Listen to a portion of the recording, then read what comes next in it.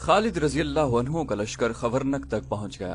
दुश्मन की फौज का कहीं भी नामो निशान तक न मिला। खालिद रजी अल्लाह अन्हु ने लश्कर को रोक लिया और अपने एक जासूस से कहा कि वो कस्बे के अंदर जाए और देखे कि दुश्मन की फौज वहां तो नहीं।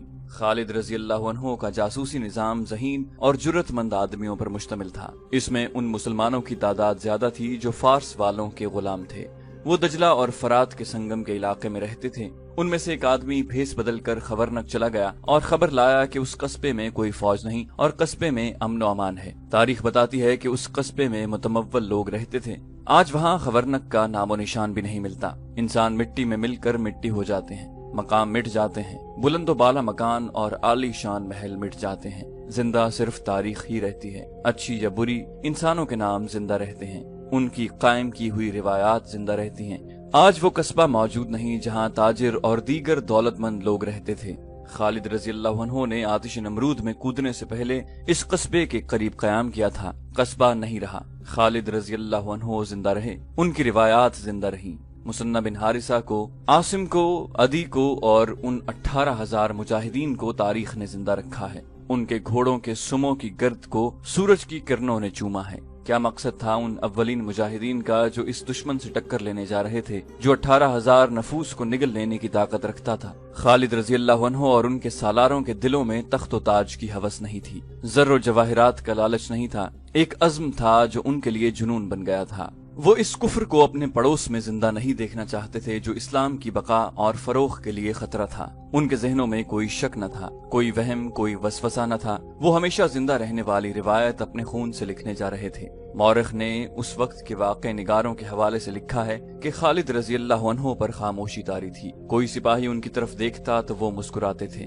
खालिद रजी अल्लाह अन्हु जब खबरनक से आगे निकले तो उनके मुंह से कोई हुक्म निकलता था या हिदायत, उसके सिवा कोई बात नहीं करते थे। मुसन्ना बिन हारिसा शबखून और दिन की छापामार जंग का और भाग दौड़ कर लड़ने वाली लड़ाई का माहिर था। वो जब खालिद रजी अल्लाह अन्हु को बताता था कि वो यूं करेगा और यूं करेगा, तो खालिद रजी अल्लाह अन्हु के मुंह से हर बार यही अल्फाज निकलते थे, अल्लाह तुझे अजर देगा इब्ने हारिसा। खालिद रजी अल्लाह अन्हु अपने लश्कर को खबरनक से परे परे आगे ले गए। उन्हें ऐसी तवक्को न थी कि वो दुश्मन को बेखबरी में जा लेंगे। उन्हें मालूम था कि दुश्मन जरूरत से ज्यादा बेदार होगा। खालिद रजी अल्लाह अन्हु ने हुक्म दिया कि इस कस्बे पर नजर रखने के लिए चंद एक मुजाहिदीन को पीछे रहने दिया जाए, ताकि उसमें से निकलकर कोई आदमी हैरा ये इत्तला न देने चला जाए कि मुसलमानों का लश्कर आ रहा है। ये फंदा था जिसमें मदीना का लश्कर जा रहा था। वो इलाका घात के लिए मौजू था, लेकिन घात के भी आसार नजर नहीं आते थे। यही हो सकता था कि दुश्मन का लश्कर अचानक हर तरफ से आएगा और 18,000 के इस लश्कर को घेरे में लेकर सालारों से सिपाहियों तक काट देगा। कुछ और आगे गए तो एक टेकरी आ गई। खालिद रजी अल्लाह अन्हु ने घोड़े को एड़ लगाई और टेकरी पर चढ़ गए। उनके हुक्म से लश्कर रुक गया। अल्लाह के सिपाहियों, खालिद रजी अल्लाह अन्हु ने बुलंद आवाज से कहा, तुम पर अल्लाह की रहमत हो। आज खुदाए वाहिद ने तुम्हें बड़े सख्त इम्तिहान में डाल दिया है। आज तुम एक पहाड़ से टकराने और उसे रेजा रेजा करने जा रहे हो। अब जिस लश्कर के साथ तुम्हारा मुकाबला होगा वो पहाड़ से कम नहीं। मुजाहिदीन इस्लाम, अगर आज तुमने पीठ दिखाई तो तुम्हें खुदा न बख्शेगा। आज इस अहद से आगे बढ़ो, फतह या मौत। हमारी जानें अल्लाह की अमानत हैं। ये अमानत अल्लाह को लौटानी है, लेकिन बावकार तरीके से। अल्लाह तुम्हारे साथ है। तादाद और हथियारों की कमी और अफरात शिकस्त और फतह का बायस नहीं बन सकती। फतह जज्बे और अज़्म से हासिल होती है। इस यकीन के साथ आगे बढ़ो कि रसूलुल्लाह सल्लल्लाहु अलैहि वसल्लम तुम्हारे साथ हैं। खालिद रजी अल्लाह अन्हु ने अपने लश्कर के जज्बे को और ज्यादा गरमा दिया और लश्कर को आगे बढ़ने का हुक्म दिया। वो हैरा के अकब को जा रहे थे। इस तरह उन्हें खासा बड़ा चक्कर काटना पड़ा। जब शहर के करीब गए तो भी दुश्मन का कोई सिपाही नजर न आया। दीवारों के ऊपर और बुर्जों पर भी कोई नजर नहीं आता था। अमनीशिया में भी ऐसे ही हुआ था और खालिद रजी अल्लाह अन्हु ने उसे धोखा समझा था, लेकिन ये धोखा नहीं था। दुश्मन शहर खाली करके चले गए थे। हैरा में भी आतिश परस्तों की फौज कहीं नजर नहीं आती थी। शहर पनाह के दरवाजे खुले थे। मुसन्ना बिन हारिसा अपने चंद एक सवारों के साथ शहर के इर्द गिर्द चक्कर लगाया। इब्ने वलीद, मुसन्ना ने खालिद रजी अल्लाह अन्हु से कहा, सामने वाला दरवाजा भी खुला है और लोग घूमते फिरते दिखाई दे रहे हैं। ऐसा नहीं हो सकता। खालिद रजी अल्लाह अन्हु ने कहा, अमनीशिया खाली था, तू कहता है शहर में लोग मौजूद हैं। ये फंदा है इब्ने हारिसा, ये जाल है। आसिम और अदी को बुलाओ। दोनों सालार आए तो खालिद रजी अल्लाह अन्हु ने उन्हें बताया कि शहर की कैफियत क्या है। کچھ دیر تبادلہ خیالات اور بحث و مباحثہ ہوا اور طے پایا کہ تمام دروازوں سے لشکر کے دستے طوفان کی طرح اندر جائیں اور شہر میں پھیل جائیں۔ اگر خطرہ تھا تو کوئی معمولی خطرہ نہیں تھا۔ خالد رضی اللہ عنہ نے اپنے لشکر کو جس طرح شہر میں داخل ہونے کو کہا تھا، اس طرح اکیلے اکیلے مجاہد کے کٹ جانے یا مکانوں میں چھپے ہوئے تیر اندازوں کے تیروں کا نشانہ بننے کا خطرہ تھا، لیکن خالد رضی اللہ عنہ نے یہ خطرہ مول لے لیا اور لشکر کو شہر میں داخل کر دیا۔ مجاہدین دوڑتے ہوئے اور گھوڑے دوڑاتے ہوئے اندر گئے۔ شہر کے لوگ چھپنے یا بھاگنے کی بجائے باہر آ گئے۔ عورتیں چھتوں پر چڑھ گئیں، بعض لوگ گھروں میں چھپ گئے تھے اور انہوں نے دروازے بند کر لیے تھے، لیکن قتل و غارت اور لوٹ مار نہ ہوئی تو چھپے ہوئے لوگ بھی باہر آ گئے۔ خالد رضی اللہ عنہ نے سارے شہر میں اعلان کرایا کہ جس گھر میں آتش پرستوں کے لشکر کا کوئی آدمی ہو اسے گھر سے نکال دو۔ کسی مکان سے ایک بھی تیر آیا، اس مکان کو آگ لگا دی جائے گی۔ شہر کے معززین اور سرکردہ افراد کا ایک وفد خالد رضی اللہ عنہ کے پاس آیا اور بتایا کہ شہر کے کسی بھی گھر میں فوج کا کوئی آدمی نہیں۔ خالد رضی اللہ عنہ نے پوچھا فوج کہاں گئی؟ وفد کے سردار نے کہا مدائن چلی گئی۔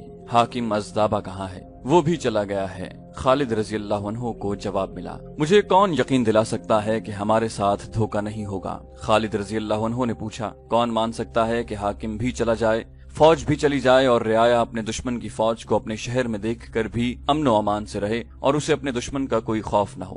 ہم سالار مدینہ کو یہی یقین دلانے آئے ہیں کہ ہیرا کی رعایا امن و امان سے رہے گی اور امن و امان کی درخواست کرتی ہے۔ وفد کے سردار نے کہا، دھوکہ آپ کے ساتھ نہیں ہوگا، دھوکہ ہمارے ساتھ ہوا ہے۔ جس رعایا کو اس کا حاکم اور فوج دشمن کے رحم و کرم پر چھوڑ جائے، وہ رعایا دشمن کو دوست بنانے کی کوشش کرے گی، دشمن کو دھوکہ دینے کا خطرہ مول نہیں لے گی۔ ہم اس فوج کا ساتھ نہیں دے سکتے جس نے کاظمہ میں شکست کھائی، الیس سے بھاگی، امنیشیا جیسا شہر خالی کر کے بھاگ آئی، اور یہ اتنا بڑا شہر اور اتنی بڑی رعایا کو چھوڑ کر بھاگ گئی۔ خالد رضی اللہ عنہ نے پوچھا، تم کیا چاہتے ہو؟ وفد کے سردار نے جواب دیا، امن۔ شہر کے باشندے امن کی اور اپنے جان و مال کی اور عزت کی تحفظ کی قیمت دیں گے۔ خالد رضی اللہ عنہ نے کہا، ہم قیمت نہیں لیا کرتے، خدا کی قسم امن کے جواب میں امن دیں گے۔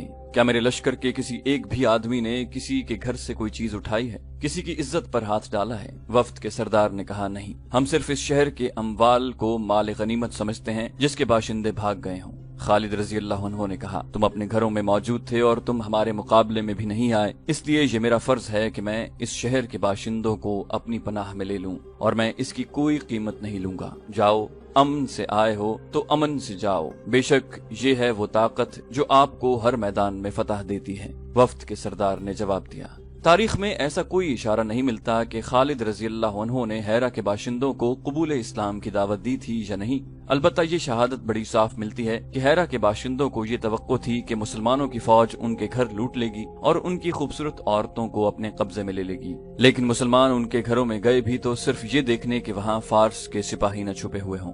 ہیرا والوں نے جب مسلمانوں کا یہ کردار دیکھا اور خالد رضی اللہ عنہ نے انہیں یقین دلا دیا کہ اس شہر کے باشندے مسلمانوں کی پناہ میں ہیں، تو وہ اتنے متاثر ہوئے کہ بعض نے اسلام قبول کر لیا۔ خالد رضی اللہ عنہ کو ہیرا کے لوگوں سے ایک فائدہ یہ بھی ملا کہ 9 مسلموں نے اور 1-2 سرکردہ افراد نے بھی خالد رضی اللہ عنہ کو بڑی قیمتی معلومات دیں۔ ہیرا کے ایک سردار نے خالد رضی اللہ عنہ سے کہا، ہیرا آپ کا ہے، لیکن آپ اس شہر پر قبضہ کر کے امن سے نہیں رہ سکتے۔ آپ کو شاید یہ معلوم ہوگا کہ ہیرا کے ارد گرد 4 قلعے ہیں جن کے قلعے دار مختلف قبیلوں کے سردار ہیں، اور ہر ایک قلعے میں عیسائی عربوں کی فوج موجود ہے۔ اگر ہم نے فارس کے نامور سالاروں کو شکست دے دی تو ان قلعہ داروں کو شکست دینا شاید مشکل نہ ہوگا۔ خالد رضی اللہ عنہ نے کہا اور پوچھا، قلعوں کی فوجیں لڑنے میں کیسی ہیں؟ ہر ایک سپاہی جان لڑا دے گا؟ مجوسی سردار نے کہا، ہم ان فوجوں کو فارس کی فوجوں کی نسبت زیادہ طاقتور اور جری سمجھتے ہیں۔ خالد رضی اللہ عنہ کو ان 4 قلعوں کی جو معلومات بتائی گئیں وہ یوں تھی، ہر قلعے کا اپنا ایک نام تھا۔ ایک قلعے کا نام قصرہ بیز تھا، اس کا قلعہ دار یاس بن قبسیہ تھا۔ دوسرے قلعے کا نام قصر العدسین تھا، عدی بن عدی اس کا قلعہ دار تھا۔ تیسرے قلعے کا نام قصر بنو مازن اور قلعہ دار کا نام ابن اکال تھا۔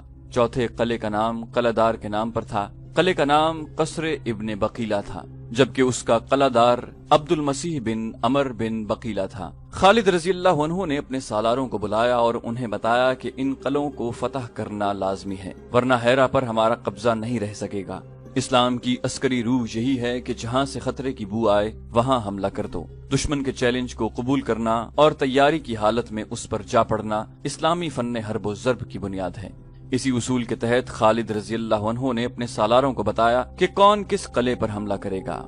قصر ابیز پر حملہ کرنے کے لیے زرار بن الزور کو حکم دیا گیا۔ ان کے ہم نام زرار ابن خطاب کو قصر العدسین پر حملہ کرنے کا حکم ملا۔ قصر ابن بقیلہ مسنہ کے حصے میں آیا۔ خالد رضی اللہ عنہ نے حکم دیا کہ ان قلعوں کو فوراً محاصرے میں لے لیا جائے۔ خالد رضی اللہ عنہ نے سب سے پہلے چاروں قلعہ داروں کو پیغام بھیجے کہ وہ اسلام قبول کریں یا جزیہ دیں۔ اگر دونوں صورتیں انہیں منظور نہیں تو مسلمانوں کی تلواروں سے کٹنے کے لیے تیار ہو جائیں۔ چاروں قلعوں سے کورا جواب آیا۔ تمام قلعہ داروں نے بڑی دلیری سے جواب دیا کہ وہ نہ اپنے قلعوں سے دستبردار ہوں گے نہ اپنے مذہب سے۔ چاروں قلعوں پر مسلمانوں نے بیک وقت حملہ کیا اور قلعوں کو محاصرے میں لے لیا۔ فوراً ہی مجاہدین نے قلعوں میں داخل ہونے کی بڑی ہی دلیرانہ کوششیں شروع کر دیں، لیکن ہر قلعے کی فوج مجاہدین کی ہر کوشش کو ناکام کر رہی تھی۔ قصر ابیس کے دفاع نے سالار زرار کو بہت پریشان کیا۔ قلعے کی دیواروں سے عیسائیوں نے تیروں کا مے برسا دیا۔ مسلمان دیوار کے قریب جانے سے بے بس ہو گئے۔ قلعے کی دیوار پر ایک منجنیق تھی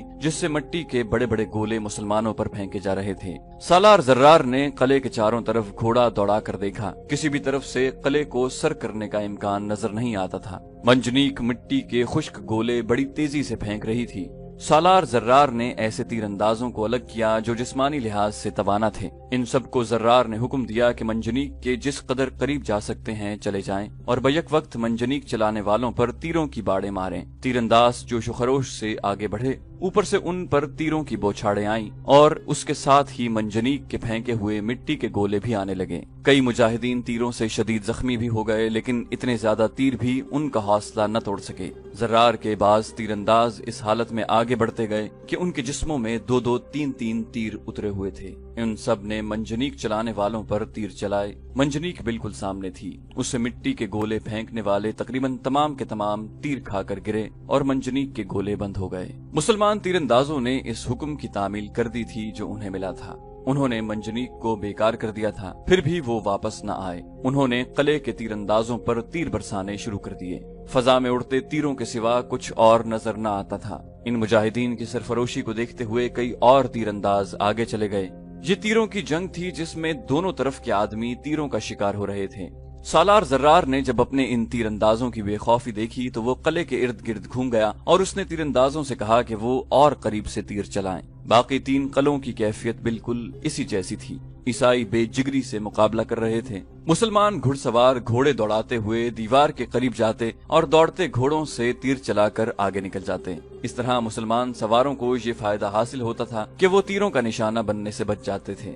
اس کے باوجود سوار تیروں سے زخمی ہوئے۔ بعض مجاہدین نے یہاں تک بے جگری کا مظاہرہ کیا کہ وہ دروازوں تک چلے گئے اور انہوں نے دروازے توڑنے کی کوشش کی، لیکن قلعوں کے دفاع میں لڑنے والوں نے اس سے زیادہ بے جگری کے مظاہرے کیے۔ دیواروں سے تیر برسانے والے جتنے تیر انداز مسلمانوں کے تیروں سے گرتے تھے، اتنے ہی تازہ دم تیر انداز ان کی جگہ لے لیتے۔ خالد رضی اللہ عنہ ہر قلعے کے ارد گرد گھوڑا دوڑاتے، صورتحال کا جائزہ لیتے اور مجاہدین کو یہی ایک بات کہتے کہ چاروں قلعے شام سے پہلے پہلے سر کرنے ہیں، ہم انتظار نہیں کر سکتے۔ خالد رضی اللہ عنہ پیچھے رہ کر حکم نہیں دیتے، بلکہ آگے دیواروں کے قریب وہاں تک جاتے رہے جہاں اوپر سے ان تیروں کی بوچھاڑیں آ رہی تھیں۔ وہ دو قلعوں کے دروازوں تک بھی پہنچے اور تیر ان کے ارد گرد اڑتے رہے۔ خالد رضی اللہ عنہ اس لیے انتظار نہیں کر سکتے تھے کہ انہیں خطرہ نظر آ رہا تھا کہ ازدابہ اچانک کسی طرف سے فوج کے ساتھ نمودار ہوگا اور عقب سے حملہ کر دے گا۔ وہ ملک آتش پرستوں کا تھا، زمین ان کی، فوج ان کی اور وہاں کے باشندے ان کے تھے۔ مسلمانوں کی تعداد بہت کم تھی اور وہاں ان کے لیے کوئی پناہ نہیں تھی۔ یہ خالد رضی اللہ عنہ کی غیر معمولی جنگی فہم و فراست اور ان کی اور ان کے سالاروں کی بے مثال جرت تھی کہ وہ خطروں میں گرتے چلے جا رہے تھے اور پیچھے ہٹنے کا نام نہیں لیتے تھے۔ فارس کی فوج کے لیے وہ دہشت بن گئے تھے۔ خالد رضی اللہ عنہ اس خوش فہمی میں مبتلا ہونے والے سالار نہیں تھے کہ دشمن جو شکست کھاتا اور پسپا ہوتا چلا جا رہا تھا وہ جوابی وار نہیں کرے گا۔ وہ ان چار قلعوں کو یا پھندا یا جال میں دانا سمجھ رہے تھے۔ انہوں نے دیکھ بھال کے لیے دور دور آدمی بھیج رکھے تھے جو بلند جگہوں پر درختوں پر چڑھ کر ہر طرف دیکھ رہے تھے۔ ان کے لیے یہ حکم تھا کہ دور سے انہیں کوئی فوج آتی نظر آئے تو خالد رضی اللہ عنہ کو فوراً اطلاع دیں، وہ آئیں گے، وہ ضرور آئیں گے۔ خالد رضی اللہ عنہ کا یہ پیغام ہر ایک سالار اور ہر ایک سپاہی تک پہنچ گیا، اور یہ بھی کہ اللہ کے شیرو ہمت کرو، قلعے لے لو، دشمن آئے تو اس پر تمہارے تیر قلعوں کی دیواروں سے برسیں۔ مسلسل لڑائیوں، کوچ اور پیش قدمی کے تھکے ہوئے مجاہدین اپنے جسموں کو جیسے بھول ہی گئے تھے۔ وہ اب روحانی قوتوں سے لڑ رہے تھے، ایک دوسرے کو پکارتے، ایک دوسرے کا حوصلہ بڑھاتے اور دشمن کو للکارتے تھے۔ ان کے تیر نیچے سے اوپر جا رہے تھے۔ قلعوں کے اندر یہ عالم تھا کہ دیواروں سے زخمی تیر اندازوں کو اتار رہے تھے۔ زیادہ تر کو تیر چہرے، آنکھوں اور گردنوں میں لگے تھے۔ ان کی چیخو پکار سے ان کے ساتھیوں کے حوصلے ٹوٹنے شروع ہو گئے۔ مسلمانوں کی للکار اور ان کے نعرے قلعوں کے اندر بھی سنائی دے رہے تھے۔ ان سے قلعہ بند لوگوں پر خوف طاری ہو رہا تھا۔ وہ سمجھ رہے تھے کہ قلعوں کو بہت بڑے لشکر نے محاصرے میں لے رکھا ہے۔ مورخوں کے حوالوں سے محمد حسین ہیکل نے لکھا ہے کہ چاروں قلعوں میں پادری اور دیگر مذہبی پیشوا تھے۔ انہوں نے دیکھا کہ دیواروں سے اتنے زیادہ زخمی اتارے جا رہے ہیں تو وہ قلعہ داروں کے پاس گئے۔ تاریخ میں صرف ایک قلعے کی اندرونی کیفیت ذرا تفصیل سے ملتی ہے۔ یہ قلعہ قصر ابن بقیلہ تھا، جس کا قلعہ دار عبد المسیح بن عمر بن بقیلہ تھا۔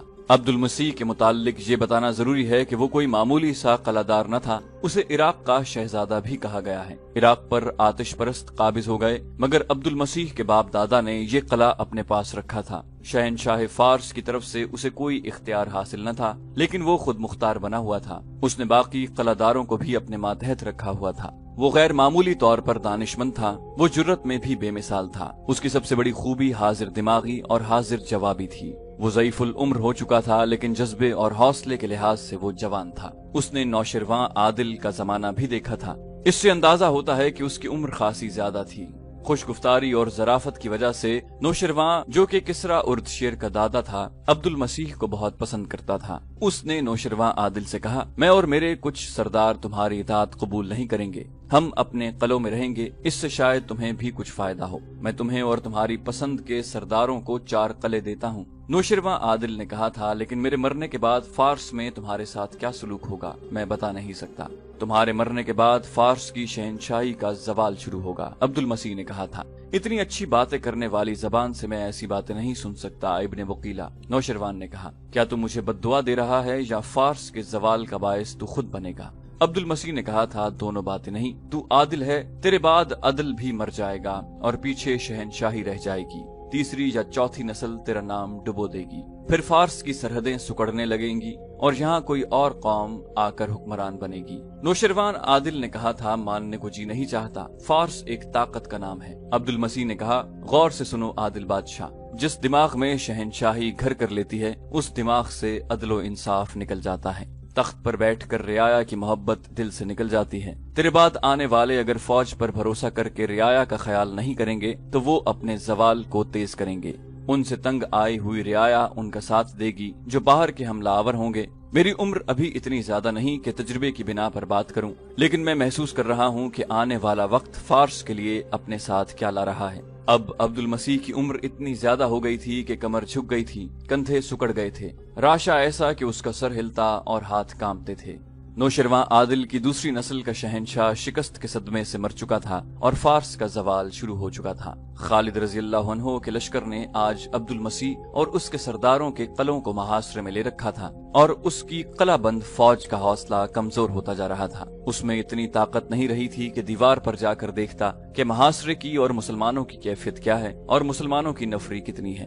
اسے شاید مسلمانوں کی نفری کا اندازہ نہیں تھا۔ مسلمان صرف 18,000 تھے اور انہوں نے 4 قلعوں کو محاصرے میں لیا ہوا تھا، بلکہ بڑھ بڑھ کر حملے کر رہے تھے۔ عبد المسیح اپنے محل میں گیا تو 2 پادری اس کے انتظار میں کھڑے تھے۔ کیا گرجے میں اپنی فتح اور دشمن کی تباہی کی دعائیں ہو رہی ہیں؟ عبد المسیح نے پادریوں سے پوچھا۔ بڑے پادری نے جواب دیا، جی ہو رہی ہیں۔ اور تم یہاں کیوں آ گئے ہو؟ عبد المسیح نے کہا، جاؤ اور گرجے کے گھنٹوں کو خاموش نہ ہونے دو، ہم اپنی فوج اور لوگوں کو قتل عام سے اور ان کے گھروں کو لٹ جانے سے بچانے آئے ہیں۔ بڑے پادری نے کہا، کیا آپ نہیں دیکھ رہے کہ ہمارے کتنے سپاہی زخمی اور ہلاک ہو چکے ہیں؟ کیا آپ دشمن کی للکار اور اس کے نعرے نہیں سن رہے؟ کیا تم مجھے یہ کہنے آئے ہو کہ میں ہتھیار ڈال دوں؟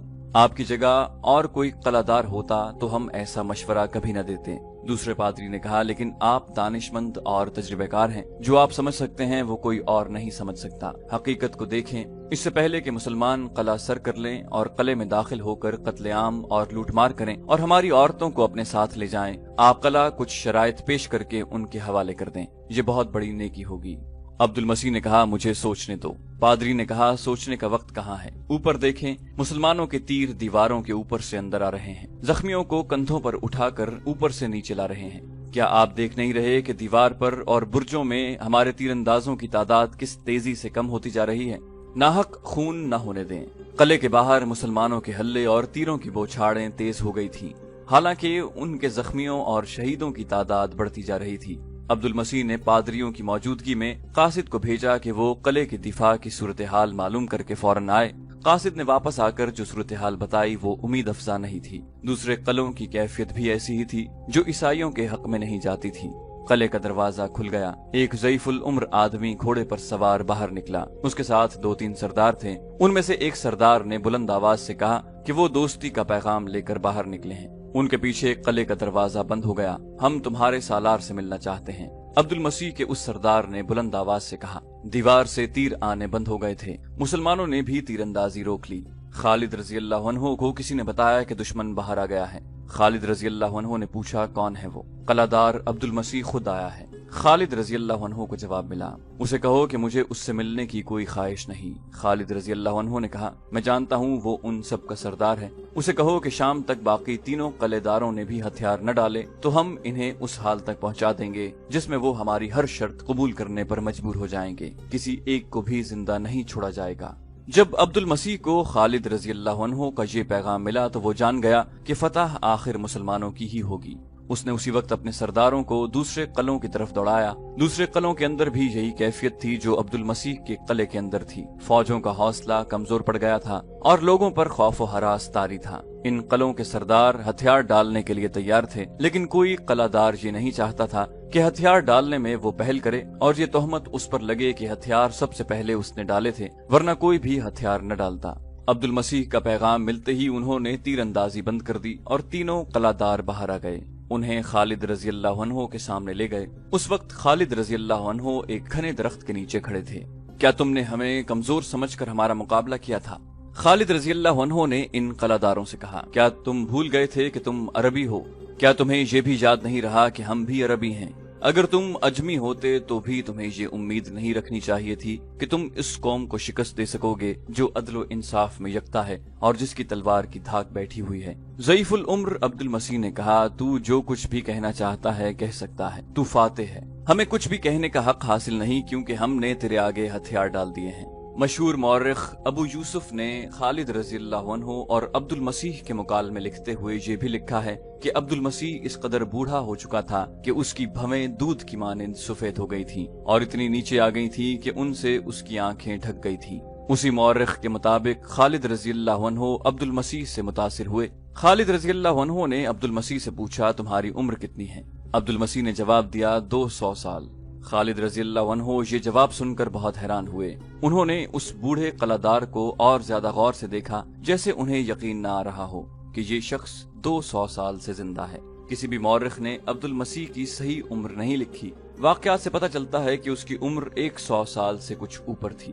خالد رضی اللہ عنہ نے کہا، تو نے بڑی لمبی عمر پائی ہے، یہ بتا کہ اتنی لمبی زندگی میں تم نے سب سے زیادہ عجب چیز کیا دیکھی ہے؟ عبد المسیح نے جواب دیا، نوشرواں کا عدل و انصاف۔ اس دور میں حکومت اس کی ہوتی ہے جس کے بازو میں طاقت اور ہاتھ میں تلوار ہوتی ہے، لیکن نوشروان نے عدل و انصاف کے ذریعے لوگوں کے دلوں پر فتح پائی۔ تم کہتے ہو کہ مسلمان عدل و انصاف میں یکتا ہیں، نہیں، میں نوشروان کو عادل مانتا ہوں۔ خالد رضی اللہ عنہ نے عبد المسیح سے پوچھا، تم کہاں سے آئے ہو، کہاں کے رہنے والے ہو؟ عبد المسیح نے جواب دیا، ایک گاؤں ہے جہاں تک کوئی عورت بھی سفر کرے تو اس کے لیے ایک روٹی کا ایک ٹکڑا بھی کافی ہوتا ہے۔ خالد رضی اللہ عنہ نے کہا، کیا تم احمق تو نہیں؟ میں پوچھ کیا رہا ہوں اور تم جواب کیا دے رہے ہو؟ میں نے پوچھا تھا کہاں سے آئے ہو؟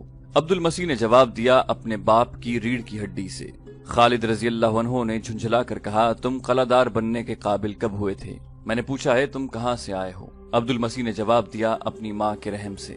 खालिद रजी अल्लाह अन्हु ने जब देखा कि इस बूढ़े का बोलने का, सोचने का और जवाब देने का अंदाज मजे का खेज सा है, तो उन्होंने तफरीह तबाह के लिए उससे वैसे ही सवाल करने शुरू कर दिए।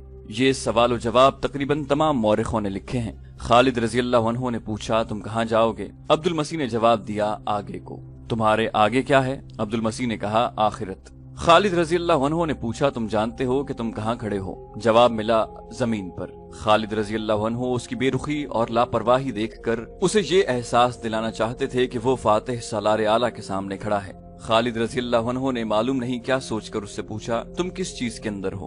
अब्दुल मसीह ने कहा, अपने कपड़ों के अंदर। अब खालिद रजी अल्लाह अन्हु को गुस्सा आने लगा। उन्होंने तंजिया लहजे में कहा, दुनिया कम अक्लों को तबाह करती है, लेकिन दाना लोग दुनिया को तबाह करते हैं। मुझे मालूम नहीं था कि तुम कम अक्ल हो या दाना। मुझे सही जवाब तुम्हारे लोग ही दे सकते हैं। अब्दुल मसीह ने कहा, ए फातिह सालार, चूंटी बेहतर जानती है कि उसके बिल के अंदर क्या कुछ रखा है, ऊंट नहीं बता सकता। खालिद रजी अल्लाह अन्हु ने चौंक कर अब्दुल मसीह की तरफ देखा। उनका गुस्सा खत्म हो गया। उन्होंने महसूस कर लिया कि ये शख्स अहमक या कम अक्ल नहीं। खालिद रजी अल्लाह अन्हु ने उसे अपने बराबर बिठा लिया। अब खालिद रजी अल्लाह अन्हु के अंदाज में एहतराम था। ए बुजुर्ग, खालिद रजी अल्लाह अन्हु ने कहा, कोई ऐसी बात बता जो तू हमेशा याद रखना चाहता है। मौरिख लिखते हैं कि अब्दुल मसीह गहरी सोच में खो गया। उसके चेहरे पर उदासी आ गई। उसने कले की तरफ देखा। मैं उस वक्त को याद किया करता हूँ जब इन कलों के अकब में बहते हुए फरात में चीन के बहरी जहाज बादबान फैलाए आया करते थे। फिर मुझे जो वक्त याद है वो नौशरवान का अहद हुकूमत है। रियाया खुशहाल और मुतमईन थी। कोई झोंपड़ी में रहता था या महल में, नौशरवान का इंसाफ सबके लिए एक था। खालिद रजी अल्लाह अन्हु ने कहा, मोहतरम बुजुर्ग, खुदा की कसम तू मुसलमानों के अदलो इंसाफ को भी याद रखेगा। अगर तू अपने लोगों के साथ इस्लाम कबूल कर ले तो तेरी और तेरे लोगों की हिफाजत हमारी जिम्मेदारी होगी। तुम सबको वही हुकूक मिलेंगे जो दूसरे मुसलमानों को मिलते हैं। अगर इस्लाम कबूल करने के लिए तू अपने आप को आमादा नहीं कर सकता तो तुझे और इन तमाम कलादारों को वो जजिया अदा करना होगा जो मैं मुकर्रर करूंगा। अगर तुझे ये भी कबूल नहीं तो फिर तुमने देख ही लिया है कि मुसलमान कलों को किस तरह सर करते हैं और उनकी तलवार की काट कैसी है। अब्दुल मसीह ने कहा, हमसे कुछ और मांग, हम देंगे, अपना मजहब नहीं छोड़ेंगे। बता जजिया कितना होगा? खालिद रजी अल्लाह अन्हु ने कहा, तुझ जैसे दाना से मुझे इस जवाब की तवक्को न थी। कुफ्र ने तुझे शिकस्त तक पहुंचाया है। उस अरबी को मैं कम अकल समझता हूँ जो अरबी रास्ते से हटकर अजमी रास्ता इख्तियार कर ले। खालिद रजी अल्लाह अन्हु के इन अल्फाज ने न अब्दुल मसीह को मुतासिर किया न दूसरे किसी कलादार या सरदार को। वो अपने इनकार पर कायम रहे। जब खालिद रजी अल्लाह अन्हु ने उन्हें जजिया की रकम बताई तो उन्होंने उसे फौरन कबूल कर लिया। ये रकम 1,90,000 दिरहम थी। जो अहदनामा तहरीर किया गया उसके अल्फाज ये थे, बिस्मिल्लाहिर्रहमानिर्रहीम। ये अहदनामा खालिद बिन वलीद ने हैरा के सरदारों अदी बिन अदी, अमर बिन अदी, अमर बिन अब्दुल मसीह, अयास बिन कब्सिया और हैरी बिन अकाल से किया है।